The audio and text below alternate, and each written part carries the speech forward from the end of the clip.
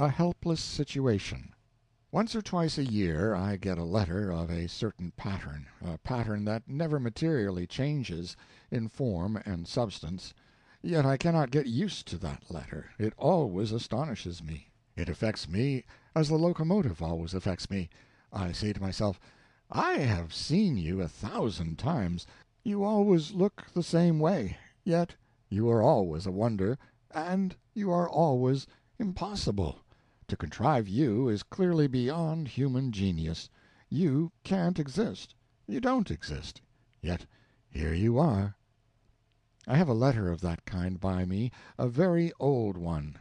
I yearn to print it, and where is the harm? The writer of it is dead years ago, no doubt, and if I conceal her name and address, her this-world address, I am sure her shade will not mind. And with it I wish to print the answer which I wrote at the time, but probably did not send. If it went, which is not likely, it went in the form of a copy, for I find the original still here, pigeonholed with the said letter. To that kind of letters we all write answers which we do not send, fearing to hurt where we have no desire to hurt. I have done it many a time, and this is doubtless a case of the sort. The letter. X, California, June 3, 1879. Mr. S. L. Clemens, Hartford, Connecticut. Dear Sir, you will doubtless be surprised to know who has presumed to write and ask a favor of you. Let your memory go back to your days in the Humboldt mine 6263. You will remember you and Clagett and Oliver and the old blacksmith Tillou lived in a lean-to, which was halfway up the gulch, and there were 6 log cabins in the camp, strung pretty well separated up the gulch from its mouth at the desert to where the last claim was at the divide. The lean-to you lived in was the one with the canvas roof that the cow fell down through one night, as told about by you in Roughing It. My Uncle Simmons remembers it very well. He lived in the principal cabin halfway up the divide, along with Dixon and Parker and Smith. It had 2 rooms, one for kitchen and the other for bunks, and was the only one that had. You and your party were there on the great night, the time they had dried apple pie. Uncle Simmons often speaks of it. It seems curious that dried apple pie should have seemed such a great thing, but it was, and it shows how far Humboldt was out of the world and difficult to get to, and how slim the regular bill of fare was. 16 years ago. It is a long time. I was a little girl then, only 14. I never saw you. I lived in Washoe. But Uncle Simmons ran across you every now and then, all during those weeks that you and party were there working your claim, which was like the rest. The camp played out long and long ago. There wasn't silver enough in it to make a button. You never saw my husband, but he was there after you left, and lived in that very lean-to. A bachelor then, but married to me now. He often wishes there had been a photographer there in those days. He would have taken the lean-to. He got hurt in the old Hal Clayton claim that was abandoned like the others, putting in a blast and not climbing out quick enough, though he scrambled the best he could. It landed him clear down on the trail and hit a Piute. For weeks they thought he would not get over it, but he did, and is all right now. Has been ever since. This is a long introduction, but it is the only way I can make myself known.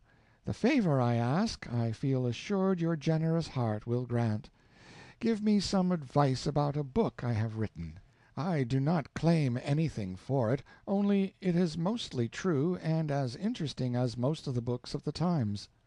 I am unknown in the literary world, and you know what that means unless one has someone of influence, like yourself, to help you by speaking a good word for you. I would like to place the book on royalty basis plan with any one you would suggest. This is a secret from my husband and family. I intend it as a surprise in case I get it published.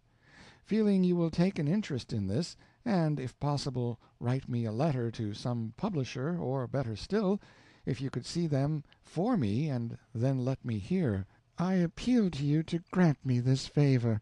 With deepest gratitude, I thank you for your attention. One knows, without inquiring, that the twin of that embarrassing letter is forever and ever flying in this and that and the other direction across the continent in the mails, daily, nightly, hourly, unceasingly, unrestingly. It goes to every well-known merchant, and railway official, and manufacturer, and capitalist, and mayor, and congressman, and governor, and editor, and publisher, and author, and broker, and banker, in a word, to every person who is supposed to have influence.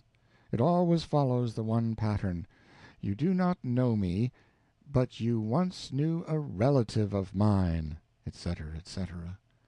We should all like to help the applicants, we should all be glad to do it, we should all like to return the sort of answer that is desired, but, well, there is not a thing we can do that would be a help, for not in any instance does that letter ever come from anyone who can be helped. The struggler whom you could help does his own helping. It would not occur to him to apply to you, stranger. He has talent and knows it, and he goes into his fight eagerly and with energy and determination, all alone, preferring to be alone. That pathetic letter which comes to you from the incapable, the unhelpable, how do you who are familiar with it answer it?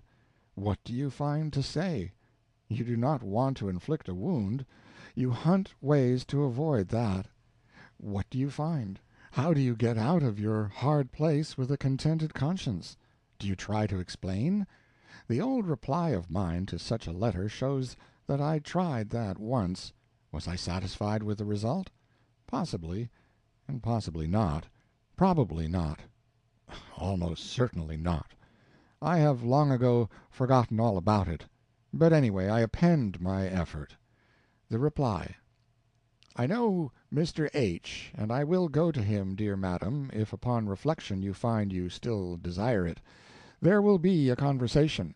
I know the form it will take. It will be like this: Mr. H. How do her books strike you? Mr. Clemens. I am not acquainted with them. H. Who has been her publisher? C. I don't know. H. She has one, I suppose? C.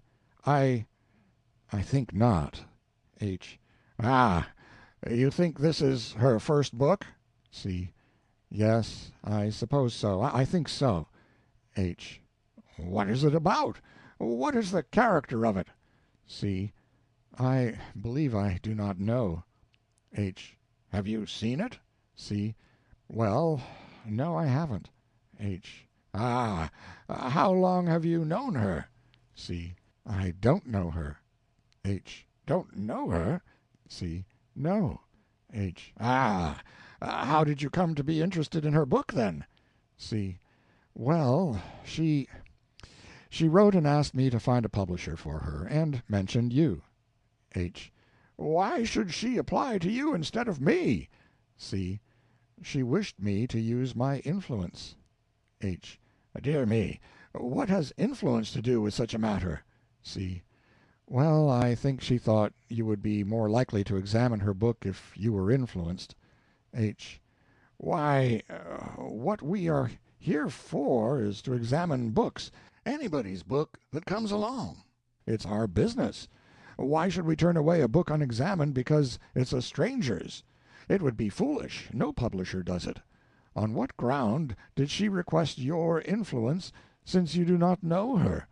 She must have thought you knew her literature and could speak for it. Is that it? C. No, she knew I didn't. H. Well, what then? She had a reason of some sort for believing you competent to recommend her literature, and also under obligations to do it? C. Yes, I knew her uncle. H. Knew her uncle? C. Yes. H. Upon my word! So you knew her uncle. Her uncle knows her literature. He endorses it to you. The chain is complete. Nothing further needed. You are satisfied, and therefore— C. No, that isn't all. There are other ties. I know the cabin her uncle lived in the mines. I knew his partners, too. Also, I came near knowing her husband before she married him, and I did know the abandoned shaft where a premature blast went off, and he went flying through the air and clear down to the trail and hit an Indian in the back, with almost fatal consequences. H. To him or to the Indian? C. She didn't say which it was. H. With a sigh. It certainly beats the band. You don't know her, you don't know her literature, you don't know who got hurt when the blast went off, you don't know a single thing for us to build an estimate of her book upon. So far as I see, I knew her uncle. You are forgetting her uncle. H. Oh, what use is he? Did you know him long? How long was it? C. Well, I don't know that I really knew him, but I must have met him, anyway. I think it was that way. You can't tell about these things, you know, except when they are recent. H. Recent? When was all this? C. 16 years ago. H. What a basis to judge a book upon! At first you said you knew him, and now you don't know whether you did or not. C. Oh, yes, I know him. Anyway, I thought I did. I'm perfectly certain of it. H. What makes you think you thought you knew him? C. Why, she says I did herself. H. She says so? C. Yes, she does. And I did know him, too, though I don't remember it now. H. Come, how can you know it when you don't remember it? C. I don't know. That is, I don't know the process, but I do know lots of things that I don't remember, and remember lots of things that I don't know. It's so with every educated person. H. After a pause. Is your time valuable? C. No. Well, not very. H. Mine is. So I came away then, because he was looking tired. Overwork, I reckon. I never do that. I have seen the evil effects of it. My mother was always afraid I would overwork myself, but I never did. Dear Madam, you see how it would happen if I went there. He would ask me those questions, and I would try to answer them to suit him. And he would hunt me the here and there and yonder, and get me embarrassed more and more all the time, and at last he would look tired on account of overwork, and there it would end, and nothing done. I wish I could be useful to you, but, you see, they do not care for uncles or any of those things. It doesn't move them. It doesn't have the least effect. They don't care for anything but the literature itself, and they as good as despise influence. But they do care for books, and are eager to get them and examine them, no matter whence they come, nor from whose pen. If you will send yours to a publisher, any publisher, he will certainly examine it. I can assure you of that.